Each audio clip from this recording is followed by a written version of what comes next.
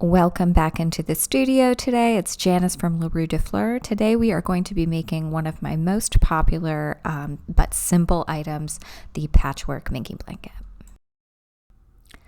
Okay, this is actually take two because thank you to the kind subscriber or viewer who let me know that this original simple patchwork perfection making of our patchwork Minky blanket did not have any sound. So I am going to dub a little voiceover here. So if you see my hands moving and it doesn't make any sense with the words coming out of my mouth, that's why, but I don't have time to go back and like re-edit the video. So voiceover is going to have to do it. I will be waving my hands around a lot. So hopefully this makes sense. And thank you so much again for letting me know. All right, here we go. Take two.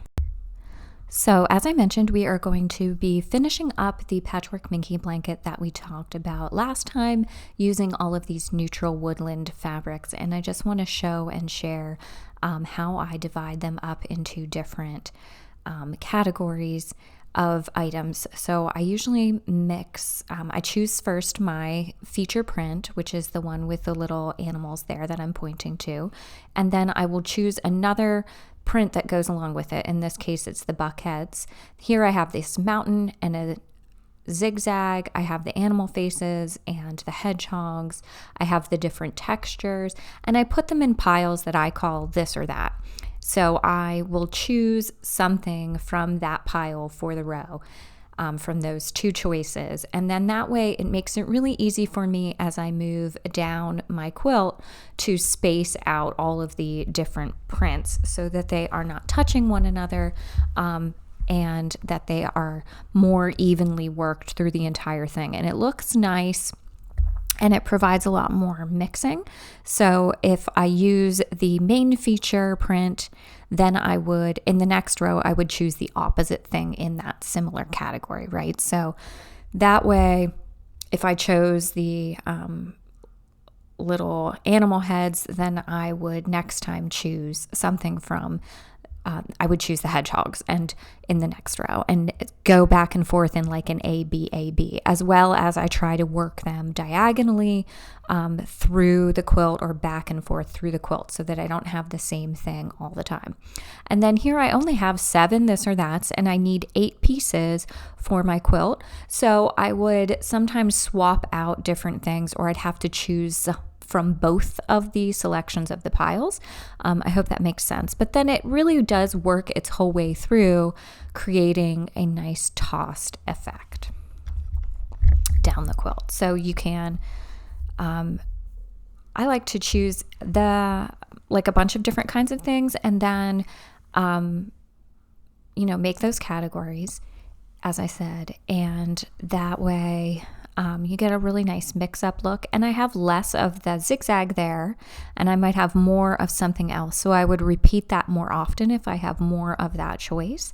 And it really does give it that scrappy sort of patched together look that's really popular for this top. And it makes it fun to like mix in a couple of things that maybe you don't have a whole bunch of. So I would maybe use up a few things that are still matching in the color and on theme, but maybe I have a few less of those than I would otherwise need to work in 8 rows or in 8 across and then 11 down for this particular blanket. Then I just simply put the groupings together. So I lay them right sides together with their neighbor and I sew down that side that I just pointed to, and then I open them up and I lay the next grouping on top of it and continue to sew down that right side until I have all of the pairs and then the larger group together. And, it's pretty straightforward. It's the most simple patchwork. So you just throw it on your machine, right sides together, keep everything stacked. You can see I have it staggered there as I'm sewing. And I just put them through in a chain and then I break them off and I open it up and I layer the next pair together, right sides together, making sure everything, if it's directional, is facing the correct way. That's like the trickiest thing, is you just have to make sure that anything that needs to have like antlers up or faces up is facing the right way. But that's like the trickiest part, honestly. And the rest of it is just simply straight stitching. You could cut them apart if you like to work that way. That's fine, but I just try to chain stitch everything. Then I like to press my seams open for this one, just because I'm going to line everything up directly along that seam line. You could also go in one direction with your A row and then alternate and iron the seams in the opposite direction for your B row, and then nest your seams if you prefer, but it just makes it really easy to press them open. And then I do just like to press each row. I feel like that helps you really get the seams lined up very nicely, which is very important on these patchwork Minky quilts, simply because it is a grid style and you really want the grid to show and be effective. So we really want to make sure that we have everything pressed nice and straight. And voila, we have a beautiful row ready to go. And now we are going to make the row that will go underneath of it. So I take it back over to my counter and I can lay everything out. And then I reevaluate, okay, where am I at? So I'd like to try to keep my main prints in the center of the quilt, but also it can't touch. Does that make sense? So this time I'm going to choose the deer heads, and that will go in my B row. I also might repeat the little tossed animals, and you have to sort of decide which animal is going to be upright on this particular thing. So I'm just choosing the main character, or the one that is the main focal point or draws the most attention in this particular print, and choosing that one to be my upright, and then making sure that it faces the same way as the faces or anything else that needs to be directional here. And I think that's what I'm pointing to.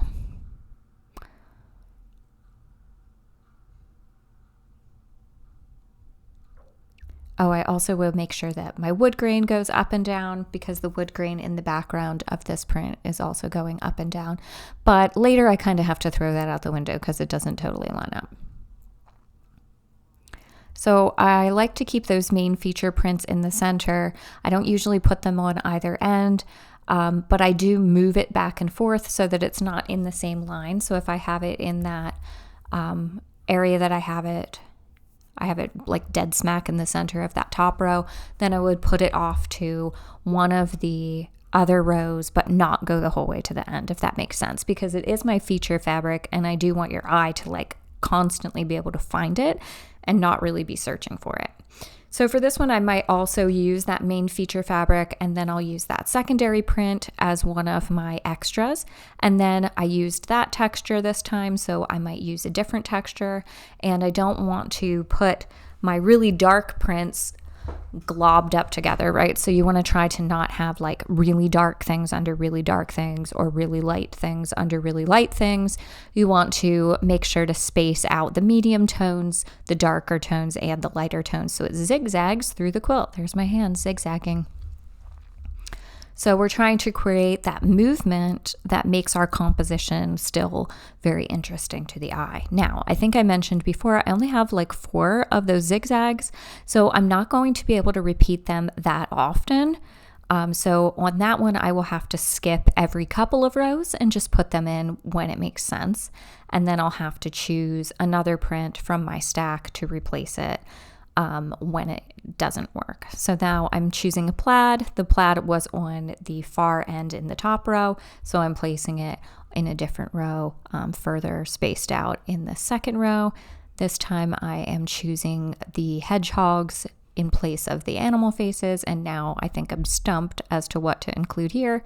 And I just look and see, okay, what haven't I used before? What do I have a lot of? And then I choose that one. And place it in the open spot. And it's just a matter of playing around.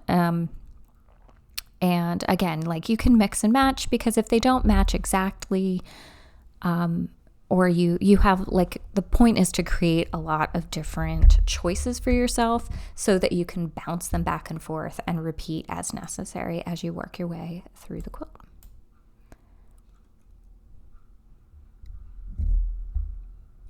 So then I took it to my machine and I just sewed it the way that I did the first one, and then I lay the A and B together, right sides together. I flip it down over it so that when you open it, all of the little animals that I want to be facing up will be facing up, and they're directionally correct, right? So the buckhead needs to stay where the antlers will be facing up, and then my little feature animal in the row above it needs to be standing on its legs, right? All the animal faces that are in that print need to be facing the correct direction. So it's just making sure that as you layer things and you put them together, that you're making sure that when you flip it opened and the right sides are coming out, that everything is directionally correct. It's really easy when you're using the toss prints. You can just sort of ignore them, or the non-directional things like plaids or checks, unless you choose to make like something like a wood grain have a direction, but you can or do not have to. So that's totally up to you. So I'm laying them right sides together, and I'm going to go and pin at each one of those little seams. And that's why I like to press them open, or again, you can press them in alternating directions and nest your seams. But this, like I mentioned when we were doing the ironing, you really do want to take time to match up the seam. This is a grid blanket. It is very essential to make sure that it remains a grid. And if you do not pin, there's a chance that your machine will shift your piecing as it's working its way through the machine. It's pulling from the top and the bottom, the little feed dogs. So it shifts it a little bit. But if you take time to line up that seam and then put a pin right along there to hold it, you're guaranteed that it won't shift. You can manipulate it a little bit at this point too, because even though we did a great job cutting and being very precise in part one, we still are not robots, so we might have made a little bit of an error, or one piece might be ever so slightly larger or smaller than the next one. And making sure that you pin them and line them up at this point, you can have a little bit of that wiggle room and it won't shift as it works its way through the quilt. So I'm just taking time to make sure that's lined up. And here I think I probably had to just ever so slightly adjust it. And I like to put my pins far enough back that I don't have to worry about A, sewing over them, or B, taking each one out as I work my way down the quilt. It just makes it easier for me, and then I pop them all out at the end. But you may certainly do it however it makes you the happiest. So I'm going to finish that up, and then I'm going to sew all down this right side to attach everything together.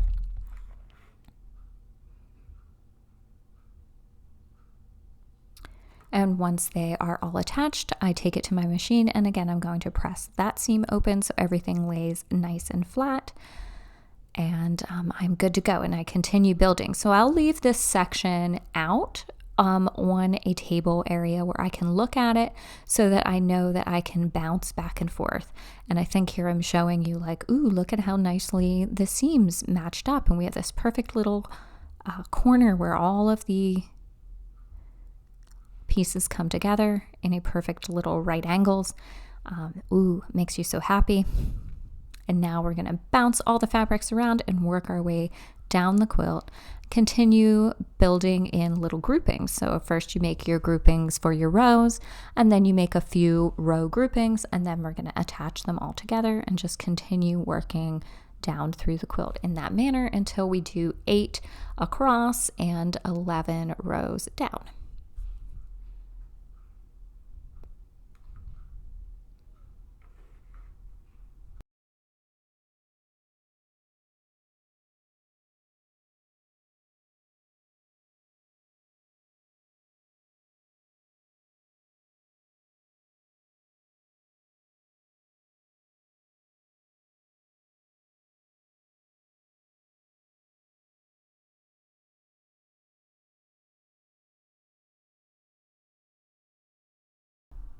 Okay, here I have several sections out on my cutting board where I have a little bit more room to look at the repeat of patterns. You can see I have a bunch of rows together up here at the top, and I'm very near the bottom. So now I am trying to use up the last pieces that I have and make it make sense. So you see with the zigzag, or the chevron, I only have a few of them to use, and I want to make sure that I use it up. I'm still looking for any areas where I may not have repeated things enough times, or anything that looks like it hasn't been used often enough. I also want to make sure to include my feature print and get that nicely spaced out, as well as any of my secondary prints. I want to make sure that I'm showcasing those in my final row.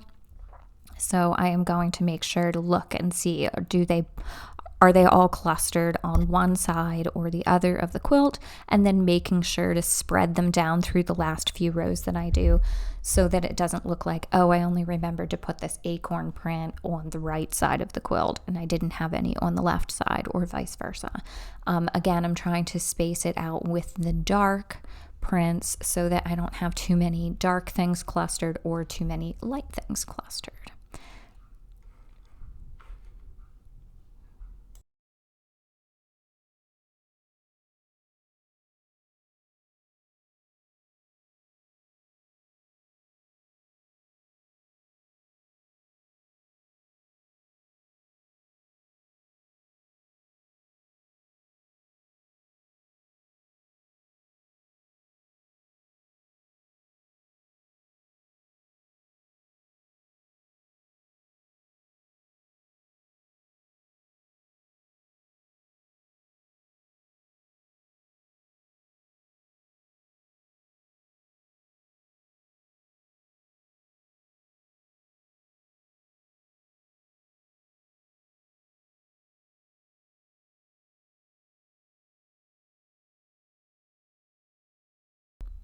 Okay, now it is time to add our Minky backing once we have the patchwork top all pieced, and I like to press it again and make all of my seams nice and crisp.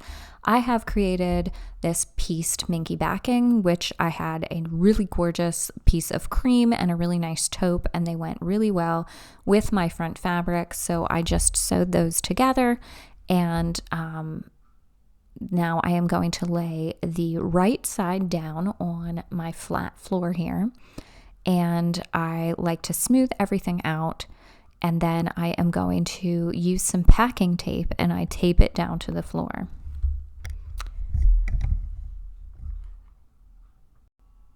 I simply tape in each corner and then on the middle of each side, and you just want to pull it so that it is nice and taut, but so that you're not stretching it out. And you really do have to be careful with the Minky because it is a fabric that will stretch.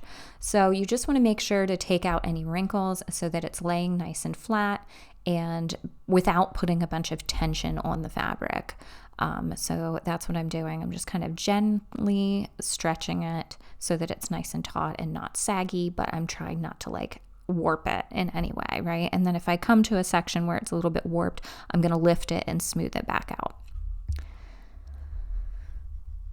So once I have that completed, I am going to lay down my Minky pieced panel, and I am going to smooth that down. So this is wrong sides together, right? So beautiful side of the Minky is touching the floor, beautiful side of the patchwork is facing upward, and I'm going to use that center seam to line up my patchwork and try to stay centered on that. Again, since it's a grid, we're going to try to work within those nice straight lines.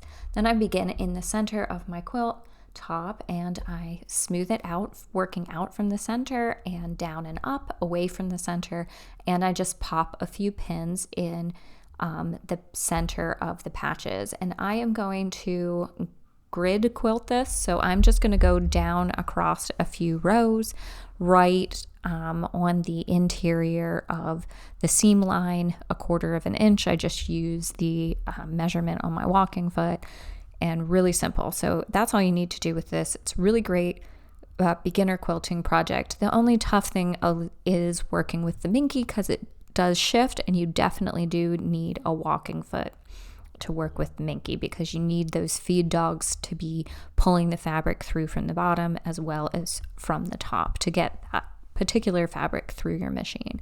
But anyway, I just space them out. Again, you can see I'm smoothing it out so that there's not going to be any pulling or wrinkling or puckering of anything, but you don't want to like make anything warped or too tight. So just smoothing it nice and flat, and then popping a pin in the center where I don't plan to quilt. That way I don't have to try to take them out while I'm working. Of course, do not want to sew over any pins with your needle. You'll break your needle. So just be careful. If you can know like, oh, I'm not going to go in that area with my quilting, then you won't have to fuss with it.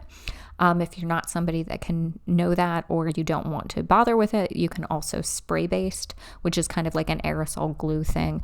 I don't particularly care for that, but I know a lot of people love it. So I'm just going to finish popping some pins in here, and I go kind of wide on this because my quilting is going to be wide, so I'm not going to shift my fabric a ton. But if you feel more comfortable having more pins in it, then certainly, you know, do what works best for you. You do just want to try to avoid the shifting of your fabric while you're working.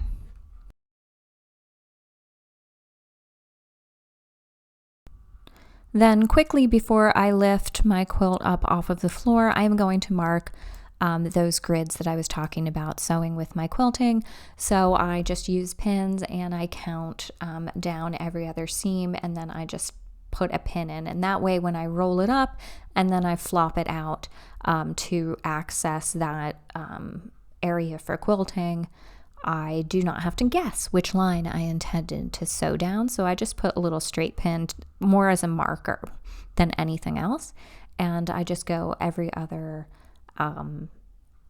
seam line, like I said, and I just simply use my walking foot and I just sew in some straight lines. And then I do it on the other side as well, so that regardless of which direction I'm going, I can find it, because you have to roll the edges of your quilt up to get it through the throat of your machine. And this way I don't have to try to guess where I'm at. It just makes life a whole lot easier. And you'll notice, do note that around the entire perimeter of my top is about 2-ish inches of Minky overhanging. And that way, if something would happen to shift while you're quilting, you don't go over the edge of that. Also, we are going to trim on the outside of the top here, and we are going to create like a rolled binding using this Minky. So rolling it over from the back to enclose the front, and it makes a really nice finish on this, as well as you don't have to do really thick binding material because you're using up the Minky, and it's really nice. Okay, so I believe, yep, I'm just gonna really simply sew those to the quilting really quick. I just use a corresponding colored thread here. I think I'm using like a taupe. You can see that the walking foot makes this a dream. If you want to work with Minky or some of those fluffier fabrics, I would definitely suggest a walking foot. A lot of machines have an attachment that you can purchase. And again, it has the extra little feet that help pull the fabric through. And you do have to do a little bit of helping it as well, but it's really generally not difficult.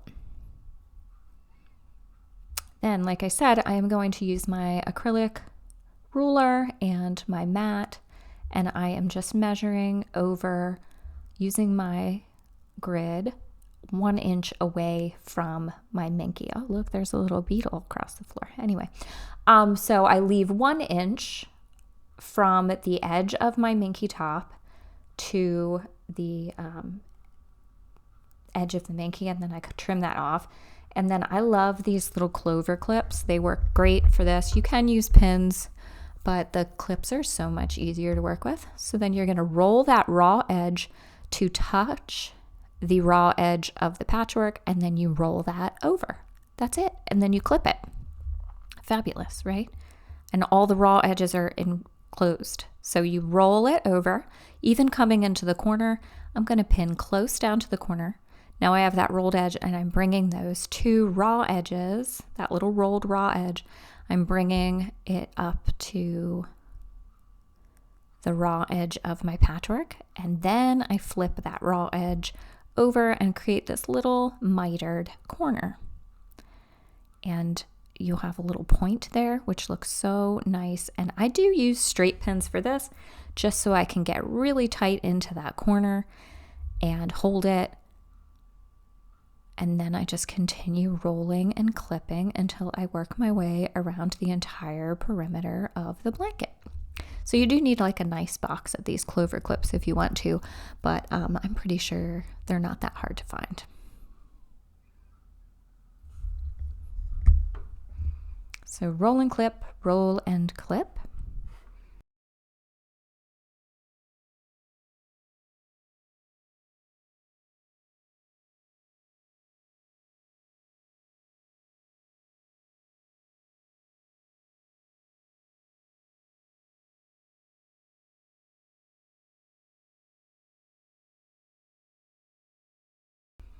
And now I'll bring you in a little tighter for this corner just so that you can see that again. It is a little tricky, but we are rolling the raw edge of the Minky in to match the raw edge of our patchwork, and then we're rolling it over one more time so that we have only the rolled edge on the exterior, right? All of the raw things are tucked inside, and then we're just making sure that we're clipped it really well.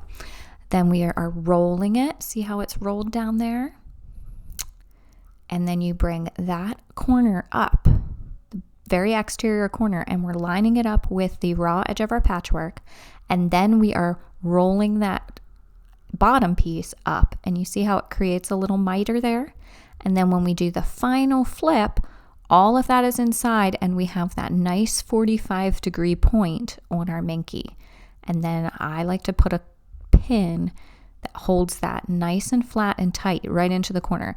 And then when I sew down, I sew slightly over the corner to just secure it because it is a little bunchy. So go slow and just take your time when you get to that. But the rest of it is really easy. And then I just sew right along the edge. So you come down and you sew right along that, and I think I'm saying, you know, be careful because it bunches up there. You have to go slow.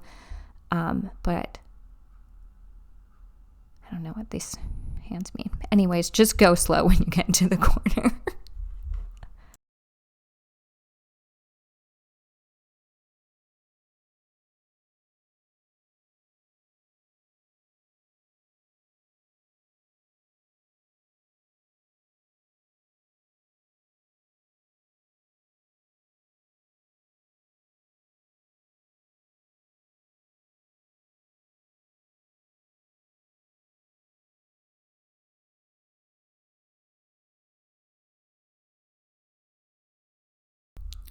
And you can see that I just put it in my machine, and then I'm sewing probably like 1/8 inch away from that interior fold.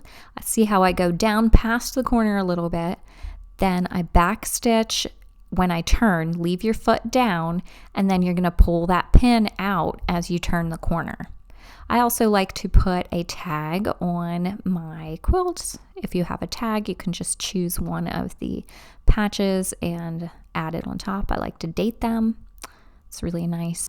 The Patchwork Minky blanket can be made in so many color combinations and styles, really to suit whomever you want. This is like the perfect gift for a new baby or a child. You can also make them larger and make them as throws.